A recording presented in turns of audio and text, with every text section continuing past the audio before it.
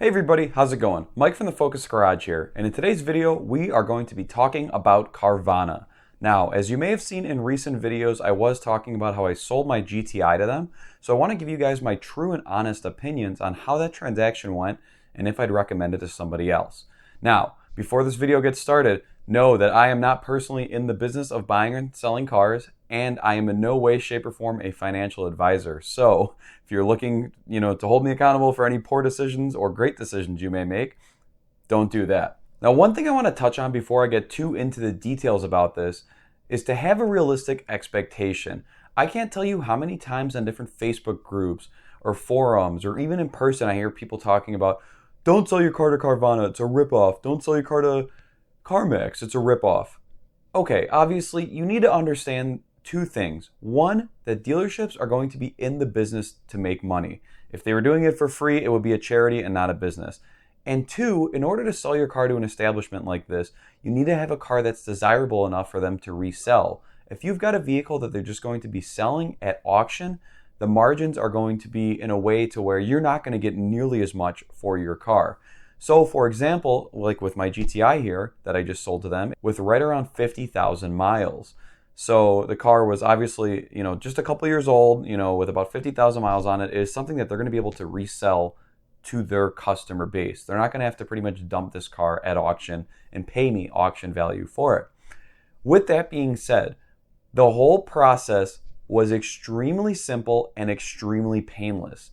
One of the reasons I chose to sell my car to Carvana was because of the fact that I didn't want to have to deal with selling a car that was roughly around $20,000 private party that I was also financing. For those of you that don't know, if you're selling a vehicle private party that you're financing, it can be difficult to work with the new buyer to figure out the loan situation.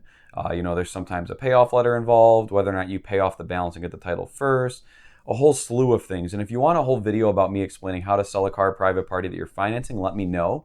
But this made it much more appealing for me to sell it to somebody like CarMax, Carvana, or Vroom, knowing that I had a loan on the car and I didn't want to have to deal with that in the private party market. So I went to Carvana's website. I did their kind of license plate to VIN function. So I just plugged in my license plate and it asked me a few questions about the car. It asked me, if I have both keys, if it's been any kind of accidents, does the vehicle function as it normally should? Does it have any kind of, outstanding repair issues that it would need handled or taken care of, and then the miles on the car, and then also asked, my payoff on the car, so what I owed left on the loan. Went through, answered all those questions. It instantly spit me out an offer right there for more than what I owed on the loan, and it was a value that was roughly within $1,000 to $500 of what I'd get selling this car private party. So it was a no-brainer. I wanted to proceed forward with it, so I said, yes, I do want to proceed forward. And then it just requested a couple of different things. It requested a picture of the front and back of my license. It requested a 10-day payoff letter from my lender, which was very easy. All I had to do was just call them. They're able to fax that or send you an email that you can send to Carvana directly there. And then you schedule your appointment. Because Carvana is so busy actually right now, the appointment was over a week out from when I had first, accepted, the fact that I wanted to sell the car to them.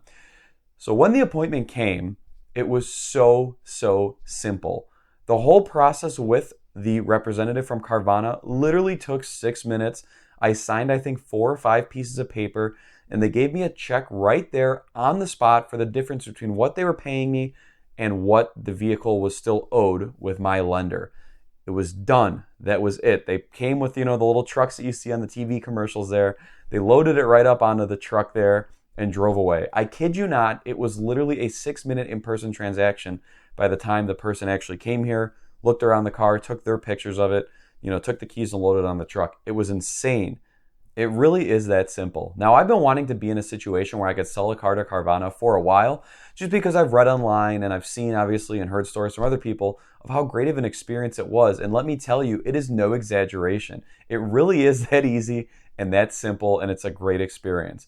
Now, to me, with my personal opinion here, it was worth that $500 or so hit that I took by selling it to them versus selling it private party. Because if you sell a private party, you're going to ask whatever price for it, and you're going to put it on the forums, you're going to put it on Facebook, and people are going to lowball you. They're going to offer you way less than what you're asking and less than what Carvana or any other similar online retailer will pay you.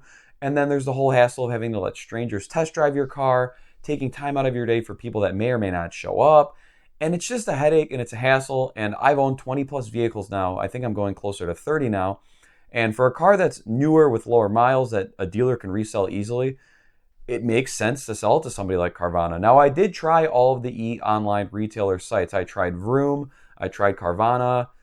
There was some like We Buy Cars or something like that I tried, and Carvana paid the most out of all of them. I did not try CarMax because you have to go in person and get an appraisal there, so I ended up not doing that. But I tried most of the major online retailers. I think it was 3 or 4 different ones, and they're all pretty close. Carvana came out ahead of like $300 or $400 more than the other ones. But I decided to go with them because they were one of the biggest ones as well. But it also didn't hurt that they were offering the most amount of money for my 2016 GTI. Now, back to what I touched on in the beginning of the video. I understand you're going to have a whole slew of people here that are like, whoa, just sell it yourself, you'll make more money. And again, if you've got a car from the 90s or that's something that's high miles and that they're going to be auctioning off, yes, I entirely agree with you. Sell that car yourself, private party, because it's going to be in your best interest to do so. But if it's something newer and you have a loan on the car and you don't want to deal with the hassle of it, you're paying that convenience price, Like I said, Carvana gave me about $500 less than I would have got for this car had I sold it top value, private party. But I didn't have to show the car to anybody. I didn't have to sit on the car for 1 or 2 months or anything like that. I literally filled out a couple questions on their website, had somebody come to my house, check in hand, done. It was crazy. I didn't have to worry about a check bouncing. I didn't have to worry about counterfeit cash or anything like that. It was straight up, easy, and legit. And that was one of the beauties of choosing to sell my car this way. They paid off the loan with my lender. I didn't have to worry about that taking a super long time or anything like that. That car is off my credit. It's done. It's gone. I don't have to worry about getting questions 3-4 months from now from a new owner saying, hey, I didn't see this scratch before or anything like that. No, you don't have to deal with it. You sold to a business. They're going to recondition it. They're going to put it for sale on their website and they're going to make their money on it. Now, something neat that I want to point out about that is that this car is already relisted on Carvana's website for only $1,500 more than they paid me for it. So due to the sheer volume of vehicles that Carvana purchases and the way that they go about reselling them, their business model is less traditional than your standard car dealership. This means they don't have as many employees to pay. They don't have as many locations to pay overhead for with, leasing buildings and electricity and keeping all these buildings running. They have a very interesting business model which allows them to pay top dollar for cars private party and then resell them at not a huge profit because they're going for quantity over huge markups. They figure if they're going to be able to do this to tens of thousands of cars, it's a better business model than making huge markup off of 10, 20 cars. So they're paying top dollar to these people. They're selling the cars at not an insane markup and they're getting them gone. I didn't get the chance to buy from them and I do hope in the future I can maybe experience that should the right vehicle pop up. But I've heard from people that have bought from Carvana that the buying experience is very easy. Their financing is very straightforward. They sell good cars. They have a return policy. They offer warranties, yada, yada, yada. So purchasing from them is also an appealing aspect. Now, it would have been really cool to have them ship a car to me, and then obviously it arrives, they take my car, gone, a little handoff transaction like that. But due to the nature of the circumstances, I found my S3 that I replaced my GTI with on the other side of the country, and I decided to go pick that up myself because of the deal that I was getting private party. But to sum it all up, if you're asking me would I recommend Carvana, I will say a big hell yes. If you have any late model, newer vehicle that's in decent condition, hasn't been an accident, you have both sets of keys, good mileage on the car, everything like that, I urge you, if you're looking to get rid of it, go ahead and plug your car into their website and get a free offer. That's the biggest thing as well, is that this whole process is free. If they make you an offer that you don't like, take it with a grain of salt and move on with your life. You don't need to say this company's a ripoff or they're trying to scam you or anything like that. They made you a fair offer for what they felt they would pay for your car, and that's it. And that's one more interesting thing I wanted to point out. Me being very involved in the automotive community, I'm always liking to see what things are being bought for and sold for. And I've been plugging my car into Carvana throughout the last 6 to 8 months with COVID and everything. I wanted to see how the value of the car would change. And it's gone in the last year, from what I've seen, from as low as $14,000 of an offer that they've made me to as high as $19,000. So the value of the car has been all over the place on what Carvana has been willing to pay for it. And I finally settled when I found this S3 become available. Figured, you know what, I'll just get it gone, be done with it, and move on. And I did, and I'm super glad I did. So I want to open up the comments to you guys here. Have you sold or bought a car from Carvana? Let me know in the comments down below. I'd love to hear your experience. Were you offered a lowball amount from Carvana and did it make you mad? Let me know either way. Drop it in the comments. I look forward to hearing from you guys, and I really want to get some discussion going on this one. This is Mike from the Focus Garage signing off, and I will catch you guys in the next video.